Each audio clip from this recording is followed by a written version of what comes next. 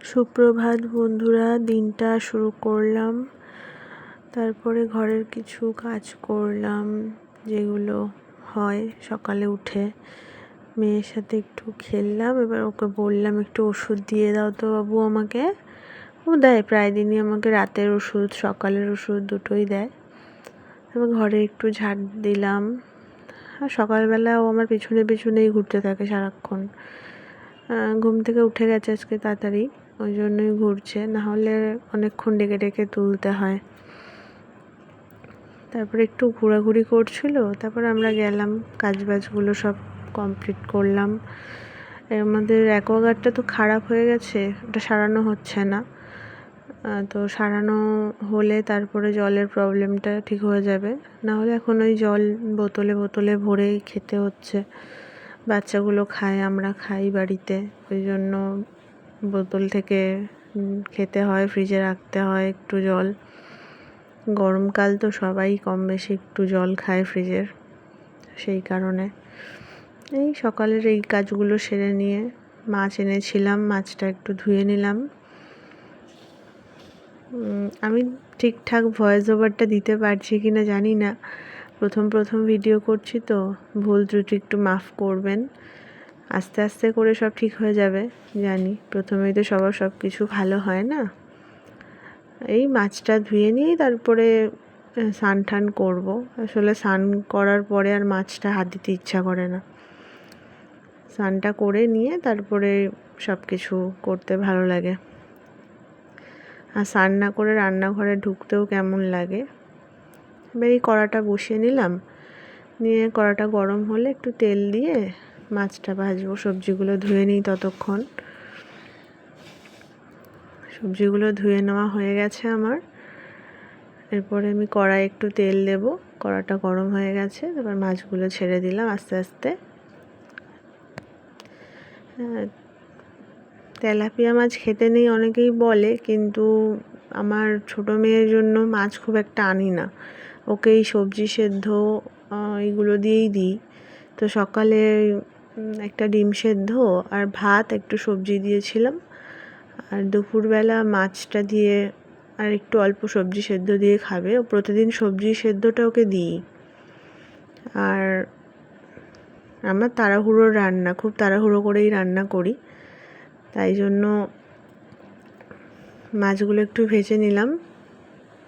মাছগুলো ভাজা আমার প্রায় হয়ে গেছে, মাছগুলো তুলে রেখে এটা মেয়ের জন্য রাখলাম, যেহেতু একটু কম কাটা থাকে। আর চারাপোনা এনেছিলাম যে অল্প কাটা বলে, কচুরমুখী আর আলু দিয়ে রান্না করলাম। খুব তাড়াতাড়ি রান্না করে নিই আমি, বেশি সময় লাগে না। মেয়ের খাবারটা করে নিই, ওটা মেয়ের খাবারটা করা হয়ে গেলে মেয়েকে খাইয়ে দেব। এটা প্রেশারে একটু সিটি মেরে নেবো, কচুরমুখী আর আলুটা খুব তাড়াতাড়ি তাহলে সেদ্ধ হয়ে যাবে। তারপরে অল্প ফোড়ন দিলেই হয়ে যাবে। আর কিছু সেরকম রান্না করব না আজকে, একটু ঢ্যাঁড়স আলু ভাজা করব, ব্যাস ঢ্যাঁড়স আলু ভাজা আর কচুরমুখী আলু দিয়ে ঝোল। মেয়ের খাবারটা করে নিয়ে ওকে খাইয়ে দিই। ও এখনও এইভাবেই খায়। একটু মশলাটা করে নিলাম, গুঁড়ো মশলা করার মধ্যে দিলেই হয়, কিন্তু তাও আমি একটুখানি মানে লঙ্কা, কাঁচা লঙ্কা এগুলো থাকে তো, ওগুলো একটু দিয়ে মিক্সিতে একটু ঘুরিয়ে নিই অল্প করে, তাতে একটু ভালোই লাগে আমার। গুঁড়োর ওই মাখো মাখো ভাবটা গুঁড়োতে থাকে না, তরকারির নিচে যেমন পড়ে যায় মনে হয় যেন। একটু মিক্সিতে ঘুরিয়ে নিয়ে তারপরে সবজির মধ্যে তেলের ওপর দিয়ে দেবো। আমার ঢ্যাঁড়স আলু ভাজাটা প্রায় হয়ে এসছে। এবার এটা তুলে নিয়ে আরও একটু তেল দিলাম কড়ার মধ্যে, দিয়ে মশলাটা দিয়ে দিলাম। মশলাটা একটু তেল ছেড়ে গেলেই মিক্সি ধোয়া জলটাও দেব, অল্প নুন হলুদ দিয়ে মিক্সি ধোয়া জলটা দিয়ে দিলাম। এবার কুকারটা খুলে সবজিগুলো দিয়ে দিলাম, আর গরম একটু জল দিলাম। একটু ফুটে উঠলেই, কচুরমুখীগুলো তো গলেই এসছে, তারপর মেয়েকে খাইয়ে নিলাম। ঝোলটা ফুটে উঠলে মাছটা দিয়ে দেব। ঝোলটা ফুটে গেছে, এবার মাছটা দিয়ে দিলাম।